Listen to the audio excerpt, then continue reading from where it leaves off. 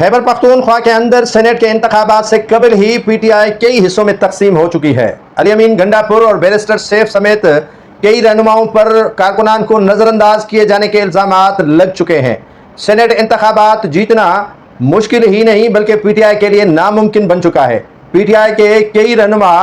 Senate के इंतखाबात लड़ने के लिए बज़िद हैं। जो सियासी कमेटी है या पीटीआई के तंजीम के रहनुमा हैं, उन्होंने काफ़ी कोशिश की कि जो खुरम ज़ीशान है, इरफान सलीम है, आयशा बानू है, वकास औरकज़ई है, इनको बिठाया जाए इरशाद समेत, लेकिन उन्होंने मानने से इनकार ही कर दिया है। दीगर जो पीटीआई के रहनुमा हैं वो कहते हैं कि इमरान खान का ये फैसला है ही नहीं, ये इस्टेब्लिशमेंट का फैसला है जो बैरिस्टर सैफ जेल में मुलाकात के बाद बाहर लेकर आया है। अब हुआ यूं है कि तहरीक इंसाफ के जो खैबर पख्तूनख्वा तंजीम है वो सेनेट इंतखाबात में बिल्कुल ही जुनेद अकबर समेत खामोश होकर बैठे हैं और वो कहते हैं कि जो इमरान खान का फैसला है वो कबूल है। मिर्जा आफरीदी की नशस्त पर बड़ा हंगामा बर्पा हो चुका है और उसके अलावा ऐसे कई रहनुमा हैं जिनके इंतखाबात लड़ने पर भी सवालिया निशान बन चुका है। पीटीआई के कारकुनान और रहनुमा इरफान सलीम के हक में बोल पड़े हैं कि इरफान सलीम को जो अप्रूव दी थी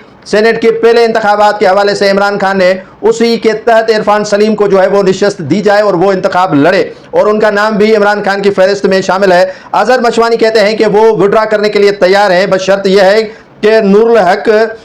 और उसके अलावा जो मिर्जा आफरीदी है इनमें से एक को बिठाया जाए और दीगर जो रहनुमा हैं वो बज़िद हैं कि हम इलेक्शन लड़ेंगे चाहे हमें शिकस्त ही क्यों ना है। पीटीआई ने फार्मूला दिया था जिसके तहत जो है वो 6 नशस्तें अपने जो है वो नाम करेंगी, 5 नशस्तें जो है वो अपोजिशन को देगी। पीटीआई के रहनुमा बआसानी 7 नशस्तें जो है वो ले सकते थे जिसमें खवातीन जनरल नशस्त, टेक्नोक्रेट्स की नशस्तें शामिल हैं, लेकिन उनको मुख्तदर हलकों के हवाले से कहा जा रहा है कि इसमें जो अपोजिशन जमातों के रहनुमा हैं, अमीर मकाम के बेटे को नशस्त देनी है, तला महमूद पीपुल्स पार्टी के रहनुमा को नशस्त देनी है और दिलावर खान, रुबीना खालिद इनको भी नशस्त देनी है और इसके अलावा जो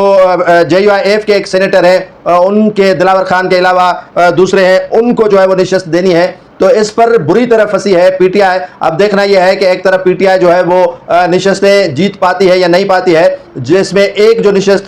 पर खड़ा किया गया है पीटीआई के रहनुमा मुराद सईद को, उनके नॉमिनेशन फॉर्म जो है वो बहाल होते हैं या नहीं होते हैं, उसके बैकअप में जो है वो अजहर मशवानी को खड़ा किया गया है। तो ये भी पीटीआई के लिए बड़ी मुश्किलात है और मुश्किलात का सामना हो रहा है।